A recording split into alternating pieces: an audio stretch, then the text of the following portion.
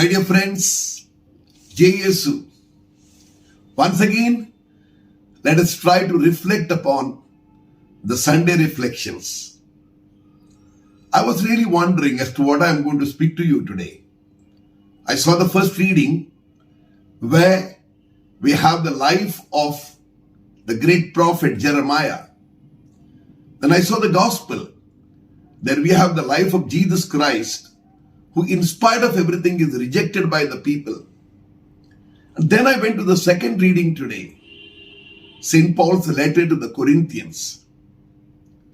Corinth town was a prosperous town, and St. Paul was closely related to these people. More than any other town, he has stayed there, he had preached there, and people were slowly beginning to become real Christians. But there were many problems there. They prided about their own life. They had many qualities. But there was also a lot of things which Paul did not like. They hated one another. They pretended to love one another. But then deep inward, they were not as good as they should have been. And therefore Paul writes a beautiful passage on what real love is.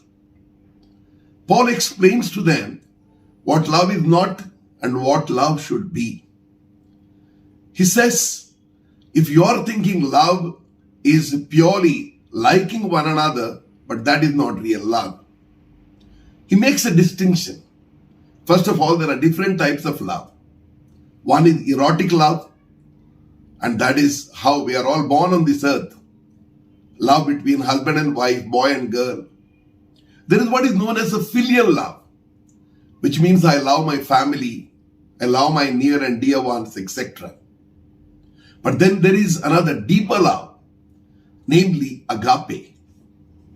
It is this love that Paul points out and tells them that this is the Christian love. And this is the reason why Jesus came into the world. And what is that love? That is a love that is unconditional. Where someone loves, not because he loves someone because he wants to do something for them, but because he loves love itself. What I mean is that I want to love irrespective of what may happen to me. I may not get back love. People whom you love may even reject me. People whom I love may not even consider me worth loving. In spite of all that, I love them because of the God's love that is in my heart. That is the spirit of love, and it can happen only when I have that deep spirit within me, which guides me and tells me, this is the reason why you are born on this earth, and this is the only thing that matters. My dear brothers and sisters, when I looked at the first reading then I began to understand what this love is. For Jeremiah, the prophet, he's called at a very young age to be a prophet. And he sees the people hate him. He's given all sorts of problems. But then he has one thing in mind, that I must love and I must do. Love in action, that is what matters. And therefore, God tells him that I am with you. Move forward. I will see that you succeed. The same thing happens to Jesus in his life. He preaches, he teaches, he gives, he has miracles among them. He does everything possible. But unfortunately, they don't accept him. In a way, they reject him. They ask for his credentials. Who is he? Why?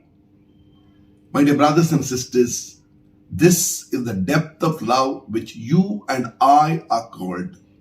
I know it is not as easy as I speak today. When we reach that depth, that we can say, the very depth of love with which Christ gave himself on the cross, that is the real love that he is calling us to be. Therefore, I would wish that you would read this letter to the Corinthians, chapter 1, first letter to the Corinthians, chapter 1, chapter 13, totally. First letter. And you will understand word by word. The more you read, the more you meditate. And when we ask ourselves certain questions about our own actions, then we will know that we are actually not living like this. Paul wrote this long, long ago. But if you look at the history of the church, we will see that many a time we are fighting among ourselves. We are boasting about the qualities that we have had. And we boast sometimes about the churches that we build. And we also boast about the talents that we have. And then deep down, we don't love people. We have one-man-upship that I'm better than somebody else. All these things Paul actually says, rejects and says, that is not Christian love at all. Christian love is much deeper than that. It is a sacrificial love. It doesn't keep things about others.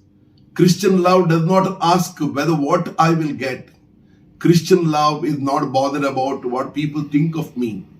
Christian love doesn't hate people even if they are the worst people, worst enemies. But to reach that love, I need a long way to go. And therefore, my dear brothers and sisters, I think this Sunday we need to reflect. You and I, and also the official church together, are we in this line of love that Paul wanted at Corinth?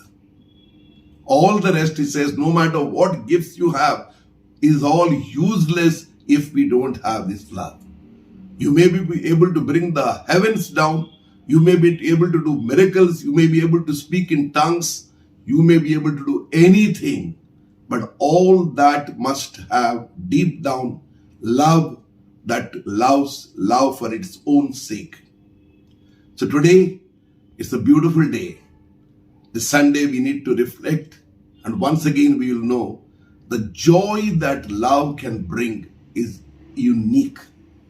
Paul had it. That's the reason why he tells them elsewhere, be imitators of me. And Paul knows that he's in the right way. So, to each and every one of you, I wish this great love that may we as Christians show to others that we live for love, we die in love, and we want to live with Christ in love. Thank you. God bless you. Love it was that made us, and it was love that saved us. Love was God's plan when He made man. God's divine nature is love. Born of God's love, we must love Him. That's why He made us to love Him.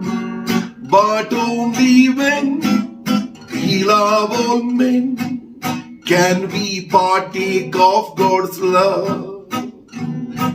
But only when we love all men can we partake of God's love.